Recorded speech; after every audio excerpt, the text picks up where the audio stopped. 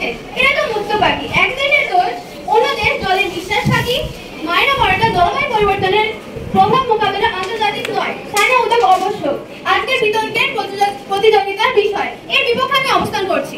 এখানে আমি বলবো, শুধু স্থানীয় উদ্যোগ দিয়ে জলবায়ু সমস্যার সমাধান করা সম্ভব নয়, বরং আমাদের দরকার আন্তর্জাতিক উদ্যোগ। কারণ জলবায়ু পরিবর্তন একটি বৈশ্বিক সমস্যা।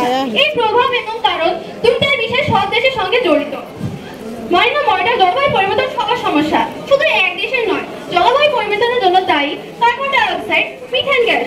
যখন একটি দেশে ছাড়ে তার প্রভাব পুরো পৃথিবীতেই পড়ে। যেমন চীন বা আমেরিকা বেশি গ্যাস ছাড়লে তাহলে জলবায়ু পরিবর্তন হয়। তাই এক দেশ মিলে কাজ করলে হবে না, সবাইকে একসাথে মিলে কাজ করতে হবে। মাইনা ময়ডার উন্নয়নশীল দেশগুলো সবকিছু একা একা করতে পারে না। বাংলাদেশের মতো দেশগুলো টাকা, প্রযুক্তি, বিশেষজ্ঞ কম। তাই তাদের মোকাবেলার জন্য আন্তর্জাতিক সংস্থা যেমন UN, world bank, climate found থেকে সাহায্য প্রয়োজন। এছাড়া আমরা কোনো বড় ধরনের প্রকল্প করতে পারবো না। আমাদের প্রতিপক্ষ বন্ধুরা যে প্রশ্ন দিয়ে গেছেন তার আমি ভালো উত্তর আমি পাই নাই।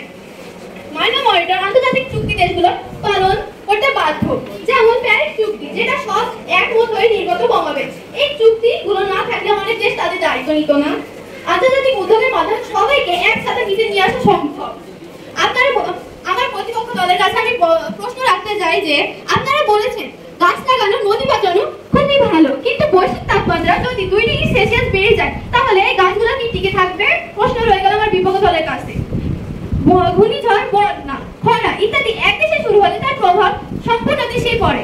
যেমন হিমালয় অঞ্চলের বন্যা বনে গেলে বাংলাদেশের নদীতে পানি স্তর হয়ে বাংলাদেশে বন্যা হতে শুরু করে। এমন সমস্যার সমাধান করতে আন্তর্জাতিক উদ্যোগেরই দরকার, স্থানীয় উদ্যোগের নয়।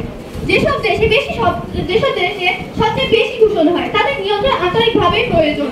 উন্নত দেশগুলো শিল্পায়নের মাধ্যমে দূষণ হয়, তাদের ঠিক রাখার জন্য ছোট দেশের ক্ষমতা তাদের নাই। তাই বাংলাদেশের অন্যান্য উন্নয়নশীল দেশে প্রয়োজনীয় আধুনিক প্রযুক্তি এবং বড় পরিমাণ অর্থ, যেমন সৌরশক্তি, বায়ু শক্তি, আধুনিক শক্তি, কৃষি প্রযুক্তি, জননির্ধারণ ইত্যাদি